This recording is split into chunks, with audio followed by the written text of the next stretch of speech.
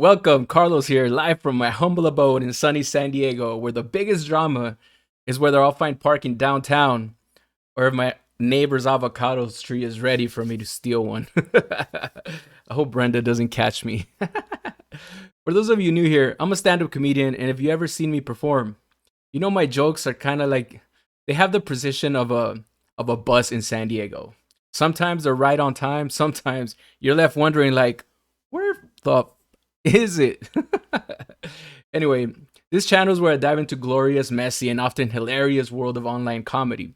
I watch comedy podcasts, special shows, basically anything that makes me laugh or anything that's interesting, and we react to it together. So we're gonna watch some stuff and we're gonna react to it, and it's gonna be fun. So today we're gonna react to this right here. This is Podcast Cringe reacting to Podcast Cringe talking about Joe Rogan and Jimmy Carr on the Joe Rogan Experience. And let me tell you something. Podcast Cringe likes Joe Rogan as much as I like being surprised by a freaking parking ticket on my windshield. You know what I mean? he fucking, it seems like he hates Joe Rogan, but this should be fun. He should be talking a lot of trash about Joe Rogan and Jimmy Carr and the whole comedy bro podcast scene. So let's get into it. Let's see how it goes. To Amsterdam earlier in the year with a friend to see Richard Dawkins give a talk, and it was he's just fascinating. Yeah, And you go, well, that idea of going, we are, it's the selfish gene. It's the idea that we are. It's the DNA is the thing. But Richard Dawkins is never killed on stage. He's never done a theater in the round or an arena in the round and crushed. He doesn't know the connection between human beings that comes through laughter and joy in that way. Welcome back to the art and science of stand-up comedy with two of your favorite killers, Joe Rogan and Jimmy Carr. You know what's funny, dude? I love Jimmy Carr. I think Jimmy Carr is like a scientist when it comes to comedy. This guy is like very strategic, and like his writing seems like it was written by like a scientist. It seems like there's like a formula. Like he knows a specific formula, like a squared plus b squared equals c squared. C squared is a joke. You know what I'm saying? It's kind of crazy the way that, I don't know if you've ever seen Jimmy Carr. He's a British comedian or English. I don't know what you call him nowadays. I'm not politically correct at all, so forget that. And Joe Rogan, on the other hand, he's one of those type of comedians that's like not really funny, but you laugh because he's Joe Rogan, super famous, the #1 podcaster in the world, has the best like comedy club in the world right now, and all the best comedians are like want to be part of his world. So when he's on stage, he says things that are kind of funny, so you laugh. At least that's what Podcast Cringe says. He's not funny. You'll see. But it's funny because everybody that's a comedian that comes on Joe Rogan's show, it's like they laugh at mostly everything that he says. And it's not that funny sometimes, but okay, let's go. When it comes to stand-up comedians going toe-to-toe with Rogan on his podcast, very few come close to the levels of toxic douchebaggery than Jimmy Carr. I've never seen a comic who's famous for rolling one-liners be so philosophical about the art of telling dick jokes. Imagine Mark Normand or Joey Diaz breaking down their acts as if they had invented a new language that very few people were capable of comprehending. Even Richard Dawkins, one of the most famous evolutionary biologists in history, failed to impress Rogan with his theories on DNA because, wait for it, he's never crushed a set on stage. How can a mere civilian with a 65-year career in the hard sciences possibly understand human biology if he's never murdered an audience with a microphone? Ironically, this episode was littered with cringy one-liners that are honestly funnier than anything I've ever heard either of these guys say on stage. Forget the Dunning-Kruger effect, these guys give a whole new meaning to the phrase delusions of grandeur. But this all right. If you don't know what's the Dunning-Kruger effect, the reason this guy says it probably is because it was explained on this show. Joe Rogan, there's always all these terms that smart people use that are used on the Joe Rogan show because he invites a bunch of smart people on the show. So the Dunning-Kruger effect, it's like when somebody knows enough about a subject to think he knows everything, to think that he's right, but he doesn't know enough to know that he's wrong. You know what I mean? It's something like that. He knows something to think that he knows it all, but he doesn't know enough to know that he does not know it all. Sometimes Joe Rogan kind of feels like he has that effect going on. Kind of funny. Started the last time Jimmy appeared on the Joe Rogan Experience back in 2023, where they gave us a masterclass in the fine art of telling jokes. Look around. If you're making a living as a stand-up comic, congratulations, you made it. Mm-hmm. It's all incredible. The idea that we're literally living off our wits. Yes. It's And how few of us there are. I mean, there's no one doing this. That's why I think it's like virgin territory. He said there's nobody doing this.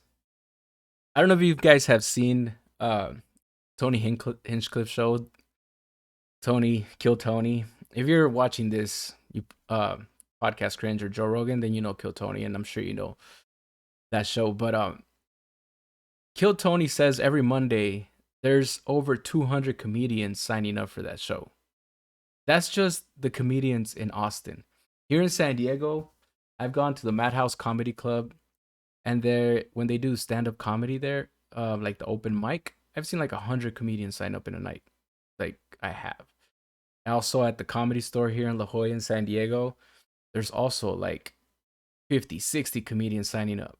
I went to Oklahoma to the Breaktown Comedy Club in Tulsa. There was also like 40 comedians signing up. So like every club in the country has 50, 60, 100 comedians signing up like every night. So imagine every big city in the country has that. And that's just in the US.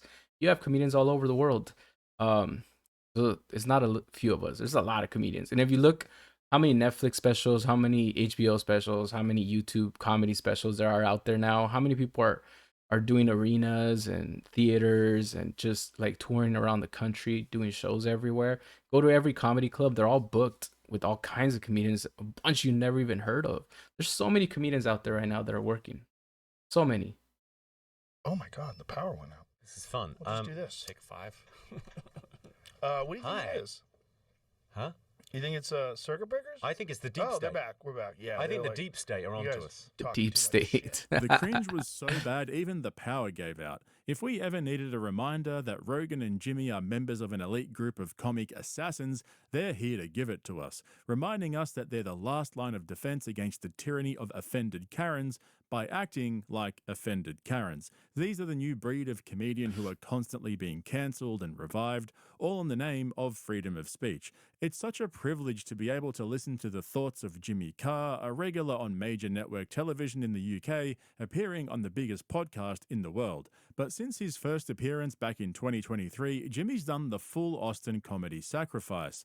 Not only did he appear on Kill Tony this week, which will come out in a couple of weeks here on YouTube, he's also adopted Rogan's rigorous morning routine. En Viva sabemos que los planes cambian y nos encanta Okay. decir que sí. Con el boleto más poderoso de México, tú decides. Cambia la fecha, la hora. I'm I like the commercials play out a little bit just to give Podcast Cringe a little, you know what I'm saying? But anyway, it's so funny because there's like a formula now that when you show up to Austin, you hit like all the little podcasts there because you got like Tom Segura with YMH, you got like Joe Rogan, you got Kill Tony, etc., etc. So you go do one, you go do another, you go do another, and then you do a set at the comedy ship, you know? And I mean, it's cool, I guess, but what sucks is that only people that are like part of their club are doing that stuff. There's so many comedians that are out there that are not part of this. All the comedians that I knew before I watched Kill Tony, before I knew about Joe Rogan and his podcast, before I saw any podcasts in comedy, I was addicted to stand-up comedy. And all the comedians I watched, none of them have been on the Joe Rogan Experience. None of them have been in Kill Tony. None of them have been like on the YMH podcast. They're just insane comedians. And like Cat Williams was one of them. And I guess he came out on the Joe Rogan show this past year. But I really think he only came out on there because of his controversy. But before that, he had never been on the Joe Rogan Experience. And you can't really say that he's one of those people that goes on the Joe Rogan Experience. You know what I mean? He's like a different thing. But before that one appearance, he had never been on there. But there's comedians like that you'll never see on here. You know what I mean? You never see go to Kill Tony and YMH and all those, the Theo Von show or whatever those podcasts are called. You never see them go on there. And they're like killer comedians that are touring the world. I seen them like in my local casinos, my local arenas and stuff like that. All these comedians that are killing it. I don't see them on here. You know what I mean? I don't see them on these podcasts. I don't see them following this formula, but they're killing it and they're living and they're making a living off of it, you know? Go to like the Comedy Store here in La Jolla, go to like the American Comedy Company in San Diego, go to Mic Drop Comedy and look at all the comedians that are presenting themselves every weekend. It's not every weekend comedians that are from the Kill Tony, Joe Rogan universe. They're not. A lot of them, you're like, who are these people? If you only follow like Kill Tony, Joe Rogan comedians, you're going to be like, who are these comedians coming this weekend? I don't know any of them. Because there's so many comedians that are good comedians and big comedians that are not part of this world, you know? When you watch Kill Tony, you watch Joe Rogan, you kind of feel like, dang, the only comedians out there are these people. But that's not true, dude. There's so many comedians that are not these people. Older comedians and newer comedians as well. Hydrating, having... Well, I think I got it from this show. The sauna cold plunge thing. I bet you did. I'm so into it. That's awesome. So addicted to it. I got like the... changes your life. It really does. It's like, yeah. it's that dopamine for like... You're changing my life by crushing this liquid IV in the most bizarre way possible. I don't know. It's like somehow it's all smushed up. Yeah, it's humidity. Yeah, I'm now staying in, not exclusively, but like my hotel choice, I'm solving for places with sauna cold plunge. So I can kind of do that in the morning and feel alive. Joe Rogan has turned Jimmy Carr into a real-life assassin who does a bit of comedy on the side. Why else would he be rehydrating while wearing a three-piece suit in the podcast studio? He's clearly just killed someone. I travel everywhere. Yeah. So When Podcast Cringe says comedy assassin, he's making fun of everybody in Joe Rogan's universe. Like all his comedian friends, they're like comedy assassins, you know, and you could be talking about Bert Kreischer, Tom Segura, Tony Hinchcliffe, you know, Shane Gillis, Ari Shaffir, Mark Norman, Joe Rogan himself, like all those people that are part of like the little club of Joe Rogan, Kill Tony, like guests that are just like rotating.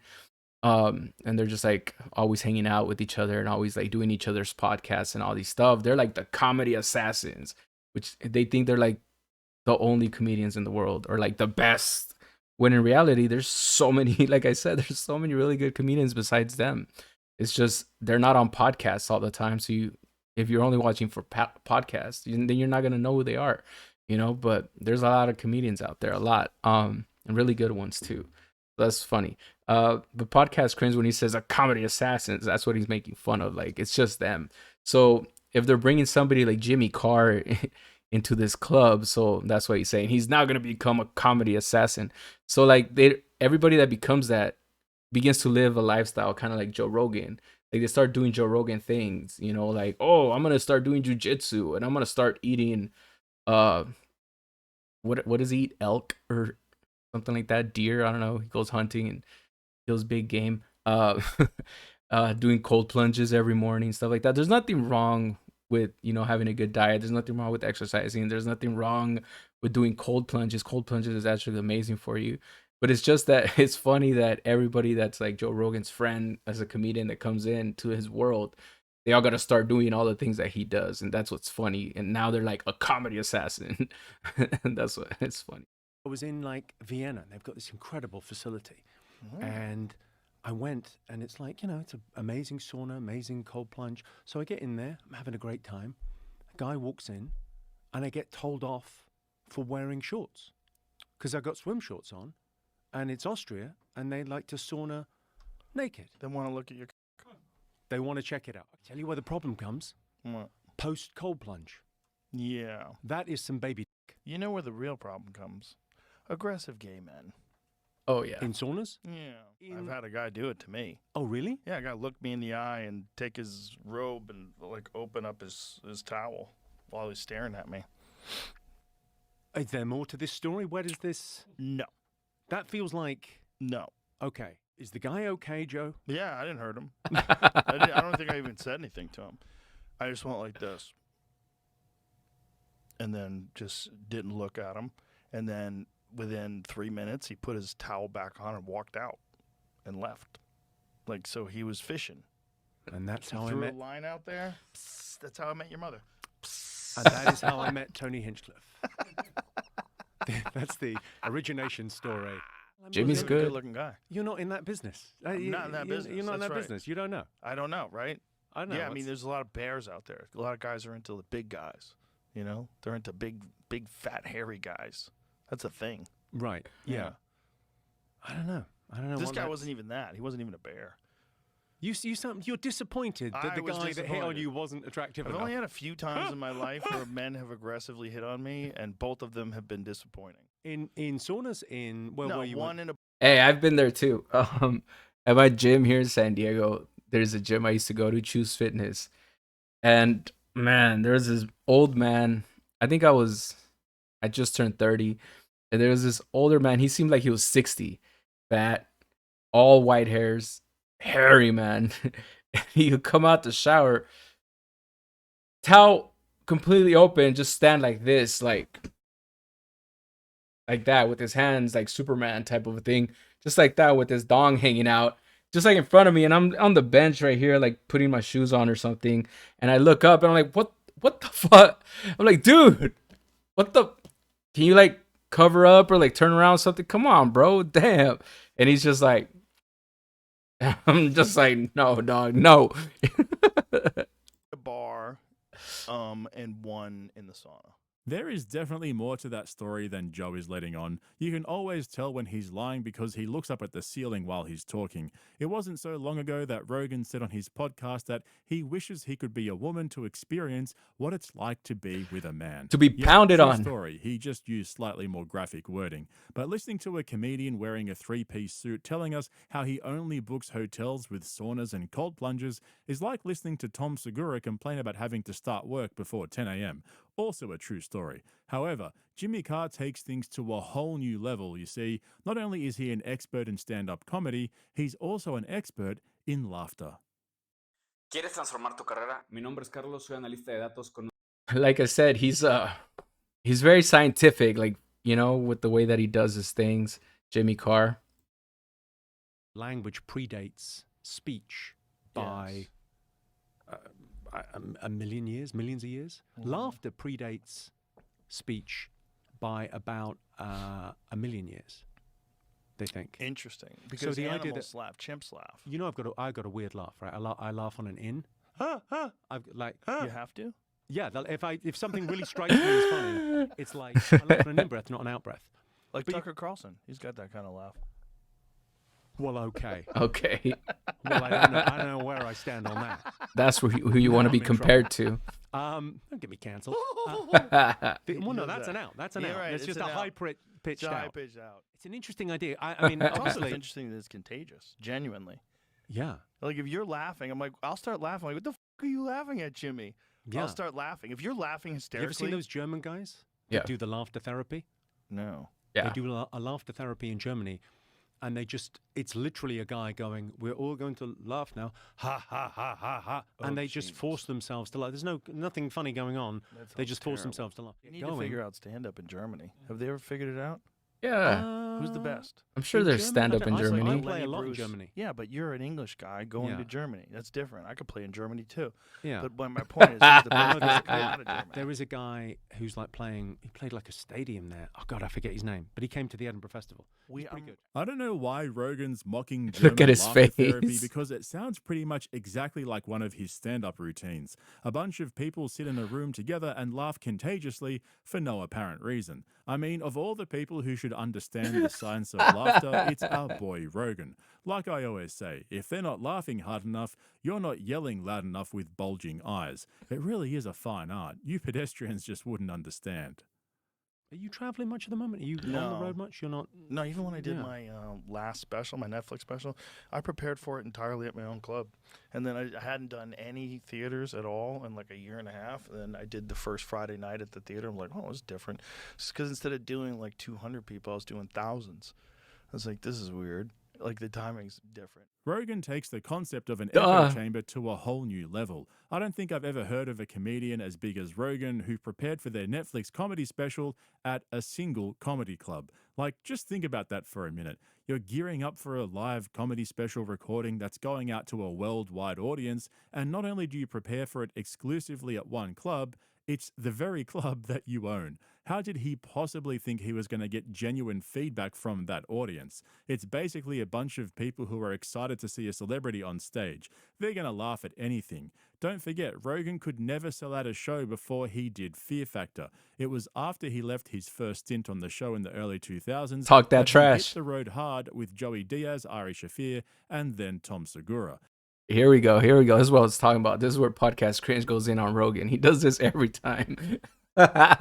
He really hates Joe, but it's funny to hear it. Selling out shows around the country. Rogan will never admit that he never would have made it in comedy if it wasn't for the sitcoms he was on in the 90s, then Fear Factor in the 2000s, UFC was growing at the same time as well, and of course, after he started his podcast, the rest is history. Joe doesn't realize that he is the bomb expert. Now that he's got his own comedy club, he never has to leave his safe space ever again. I think that thing in comedy, like, Oh man, hold failure on. is your friend. Oh yeah, Failure is you make friends with it and you're kind of okay with it. yeah. It's fun. And then in life, it's like you're able to take chances and kind of mess things up and go, it's all right, give it another go. Yeah. All right, I'm gonna leave it right there because so you guys can go and watch Podcast Cringe the whole video. Make sure you subscribe to their channel, give it a like, and watch the whole video on their channel. I'm only gonna watch this much of it so you can see what it's about. It's just I just wanted to get to the part where he starts talking trash about Joe because he does it every time. And that's my favorite part about watching Podcast Cringe. Oh my god, it's so funny. But what they were talking about right there is true. As a stand-up comedian, when you start, like in my situation when I started, it was me. I was in a comedy class in Mexico where they were kind of teaching me how to be a comedian on stage, how to do stand-up comedy on stage, because I wanted to do comedy on stage, but I didn't know where to get started and how to do it. So I saw this little like course that was like a month long, and I was like, I'm gonna go, and maybe from there I'll get like connections to be able to get on stage, you know? And so I went, and it was like 4 other guys and a stand-up comedian that had been doing it for like 12 years. That was like the head of comedy in that city that I was in Mexico. He was like the head of all he was like #1 comedian in the city, and he was doing this course. So it was like him and like 4 or 5 other guys, I think 5 guys. And we had to like write a set, like a 3-minute set, and then we had to perform it in front of those people. And so you did it for like the whole month. You like basically wrote one set that whole month. That at the end of the month you had to come up with a set that was like a 5 to 10 minute set that you were going to perform on graduation. And so we had like a graduation, which was a stand-up comedy show that we got to do with this guy opening the show for us and closing the show for us. And we were like, all the students in his class got to perform a 5 to 10 minute set. It was pretty freaking awesome. So you spent the whole month basically working on that set. And while you're working on that set, you do like little mini sets, like a 3-minute set here, a 3-minute set there.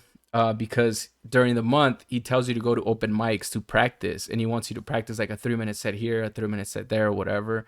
So you practice it in front of those 4 or 5 people, and because they're part of your class, they like kind of laugh at everything that you say. You know, they kind of go along with it. The teacher gives you feedback, but once you're like in an open mic, and there's like 15, 20, 25 people, then you're like, oh my god, okay, this is different. And then once we did a show, it was like in a small like a small theater where local bands perform, and you got to invite all your friends, family, like, and then just people that go to the place in general. And then there was like 100 people at the show. So we go from performing in front of like 4 or 5 people that are like laughing like because they have to performing at open mics, which is like 10, 15, 20 people, sometimes even less. And then all of a sudden you're doing a show with 100 people, and you're like, oh god. And then after that show, you know, then you try to get booked on a show or whatever, and you do like 200. And so it's different. It's different doing different kinds. And then when you do 500 people, 1,000 people, you perform differently depending on the amount of people, depending on the place. If you're in a bar, I've performed in a bar, in a restaurant, at a club, at a comedy club, at theater, at an auditorium, outside, like in a park, like everywhere that you perform at parties, you have to change the way that you're performing for the people that are there, the amount of people that are there, the venue, the size of the venue. Like there's so many things. So if you're only practicing your comedy at your own club with your own fans, you're really creating this echo chamber and you're like boxing yourself in. Once you go to a theater, then you're gonna be like in shock that it's a lot different. You know what I mean? It's a lot different. And I mean, I'm not saying anything that Joe Rogan doesn't know. He's a master, been doing it for like forever. So that's kind of what he's talking about, that he has been preparing for his next special, only doing his club, the Mothership, where everybody just comes to see him because he's Joe Rogan. You know, they laugh at everything he says. They love him. They love his jokes. They love his comedy. They love the Comedy Ship. And it's just an environment for everybody to laugh in. So when he does it there, it seems like everything that I bet when he does a set at the Comedy Ship, it's like everything's hilarious. Everything's funny. Everything hits. But then if he goes and does a theater, maybe not everything will hit, you know, because it's not your Comedy Ship people. That's why all comedians, when they do specials, they start hitting clubs and start practicing their stuff at a bunch of clubs or a bunch of places, and they do it in front of different people. Like let's say like Andrew Schulz, for instance, his last comedy special, he did it like all around the world. Basically, he did like a whole tour all around the world. Then he found a place that he really liked, and this is the place where we're gonna record the Netflix special. This is the best place. After he already hit it like 100 times in 100 places, this is it. It's complete. You know what I mean? So that's kind of what you got to do. But anyway, hope you guys liked that. I hope you guys enjoyed it, and see you guys on the next one. Bye.